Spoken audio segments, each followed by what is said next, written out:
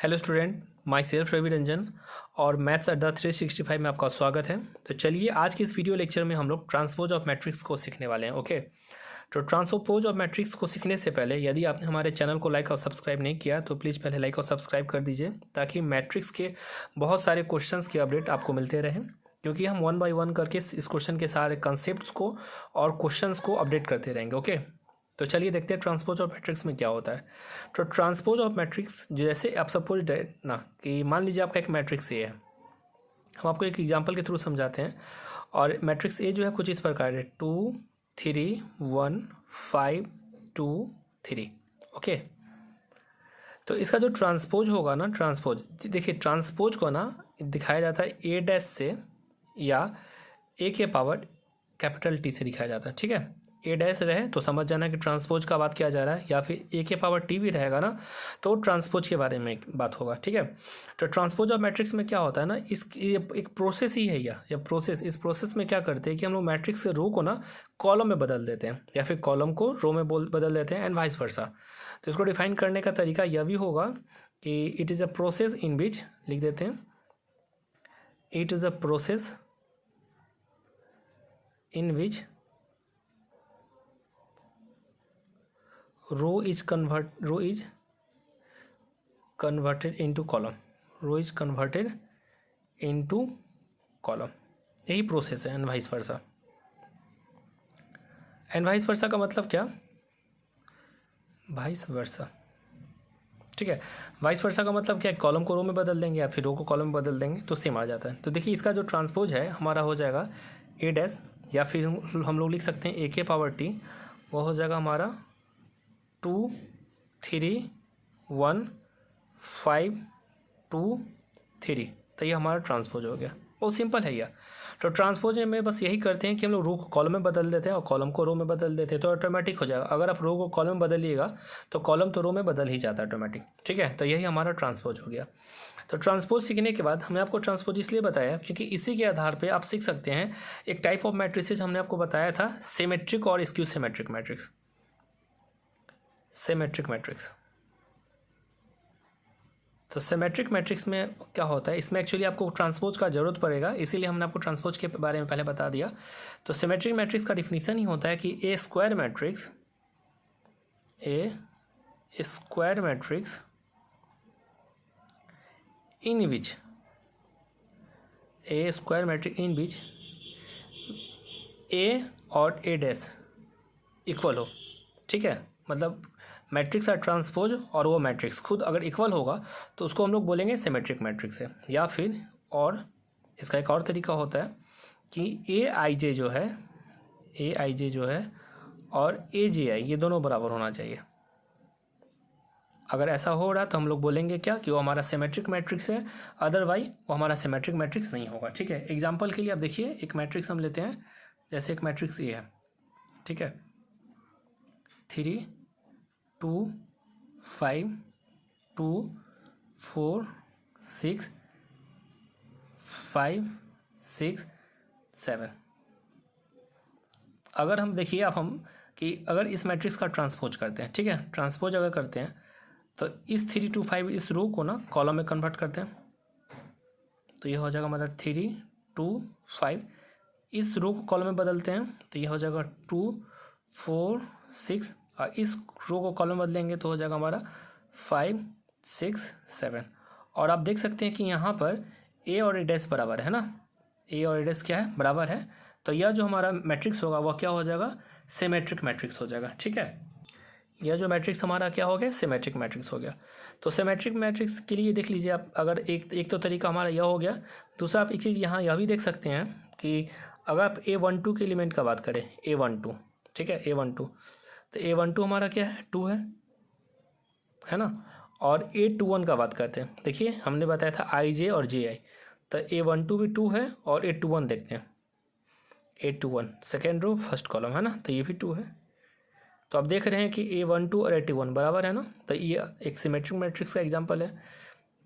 आप और भी सारे जितने भी एलिमेंट है सारे को सेटिस्फाई करके देख लीजिएगा, सारा का सारा सेटिस्फाइड हो जाएगा।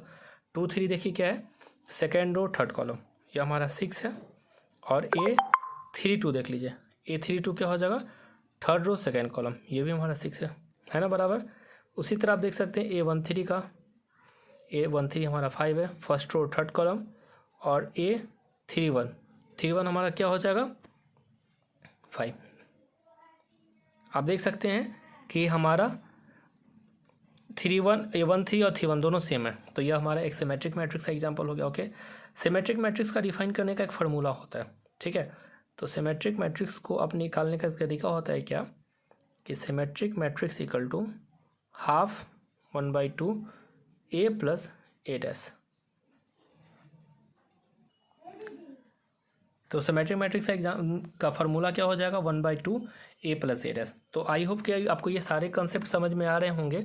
सबसे पहले हमने आपको बताया ट्रांसपोज के बारे में, फिर बताया आपको सिमेट्रिक मैट्रिक्स के बारे में। सिमेट्रिक मैट्रिक्स का कंडीशन जो होता है वह होता है कि वो मैट्रिक्स है उसका ट्रांसपोज सेम होना चाहिए, या फिर AIJ जो है AGI के बराबर होना चाहिए, ठीक है। तो यह हमने बताया आपको, और साथ में यह भी बताया कि सिमेट्रिक मैट्रिक्स का जो फार्मूला होता है वह क्या होता है 1/2 A प्लस A डैश, ठीक है। तो आपको ये अच्छे से समझ में आ गया होगा। इसके बाद हम लोग आते हैं स्क्यू सिमेट्रिक मैट्रिक्स के बारे में। Okay, skew symmetric matrix. तो इसमें क्या होता है स्क्यू सिमेट्रिक मैट्रिक्स में, कि आपका जो मैट्रिक्स A ना वो ट्रांसपोज के नेगेटिव के बराबर होगा, ठीक है। या फिर इसका एक तरीका और होता है कि AIJ जो होगा इसमें वो आपका हो जाएगा माइनस AGI के बराबर। बस इसमें नेगेटिव का डिफरेंस होता है। इसमें हमने आपको बताया था कि मैट्रिक्स उसका ट्रांसपोज सेम होता है, और यहाँ पे मैट्रिक्स का जो ट्रांसपोज को अगर माइनस बराबर करेंगे तब बराबर रहेगा, या फिर एलिमेंट जैसे यहाँ 2 आया था तो स्क्यू सिमेट्रिक एक इसमें क्या आ जाएगा हमारा -2 आ जाएगा। ओके, तो आई होप कि आपको ये समझ में आ रहा होगा। इसका भी एक फार्मूला होता है निकालने का, कि इसका जो स्क्यू सिमेट्रिक का जो फार्मूला होगा, स्क्यू सिमेट्रिक मैट्रिक्स का जो फार्मूला होता है वह होता है हमारा स्क्यू सिमेट्रिक मैट्रिक्स का जो फार्मूला है वह है 1/2 A माइनस A डैश। देखिए सिमेट्रिक में हमने क्या किया था, एडिशन किया था, और स्क्यू सिमेट्रिक में हमने क्या किया, सब्ट्रैक्ट किया, ठीक है। तो इस प्रकार हम लोग स्क्यू सिमेट्रिक मैट्रिक्स को फाइंड कर सकते हैं, ठीक है। इसके एक इंपॉर्टेंट बात को आप याद रखिएगा, नोट, कि इन स्क्यू सिमेट्रिक मैट्रिक्स, ठीक है, इन स्क्यू सिमेट्रिक मैट्रिक्स, ठीक है, स्क्यू सिमेट्रिक मैट्रिक्स में ही ना जो प्रिंसिपल डायगोनल एलिमेंट होगा, प्रिंसिपल डायगोनल एलिमेंट जो होगा, डायगोनल एलिमेंट्स आर 0 होता है। याद रखिएगा कि स्क्यू सिमेट्रिक मैट्रिक्स में जो प्रिंसिपल डायगोनल एलिमेंट्स क्या होगा वो हमारा 0 होगा। देखिए एग्जांपल में हम आपको बताते हैं कि स्क्यू सिमेट्रिक मैट्रिक्स कैसा होता है। तो देखिए स्क्यू सिमेट्रिक मैट्रिक्स आपका कुछ इस प्रकार होगा, जैसे एक मैट्रिक्स A ले लेते हैं, ठीक है, ये मैट्रिक्स हम लोग A लेते हैं। तो जैसे यहाँ पे 0 3 5, ठीक है, 0 3 5, यहाँ हमारा होगा -3 0 2 यहाँ -2 कर देते हैं, यहाँ हो जाएगा -5, ये हो जाएगा 2, ये हो जाएगा 0, ठीक है। आप देख सकते हैं कि यहाँ पर अगर A12 का बात किया जाए तो A12 हमारा 3 है, फर्स्ट रो सेकेंड कॉलम, और A21 का बात किया जाए सेकेंड रो फर्स्ट कॉलम -3। आप देख रहे हैं कि यहाँ जो AIJ है और AGI नेगेटिव हो रहा है। उसी तरह A13 को देखिए, A13 हमारा क्या है 5 है, और A31 देखिएगा, A31 हमारा क्या आ जाएगा, ये -5 आ गया, है ना। उसी तरह A23 देख सकते हैं, 2 3 हमारा क्या है second row third column, second row third column हमारा क्या आ रहा है -2 आ रहा है, और A32 देखिएगा वो हमारा क्या आ रहा है, ये 2 आ रहा है। तो ये हमारा symmetric matrix skew symmetric matrix का एग्जांपल है। ओके, तो आई होप कि आपको समझ में आ गया होगा स्क्यू सिमेट्रिक मैट्रिक्स क्या होता है, जिसमें AIJ जो है निगेटिव AGI के बराबर होता है, ठीक है। और इसका जो फार्मूला है वो हमारा 1/2 A minus A dash, A dash जो हमारा ट्रांसपोज को रिप्रेजेंट करता है। ओके, तो आई होप कि आपको अच्छे से समझ में आ गया होगा। और हाँ, यदि आपने हमारे चैनल को लाइक और सब्सक्राइब नहीं किया होगा तो प्लीज़ पहले चैनल को लाइक और सब्सक्राइब कर दीजिए, ताकि हमारे मैट्रिक्स के जब हम क्वेश्चन को अपडेट करेंगे तो आपको वो मिलता रहे।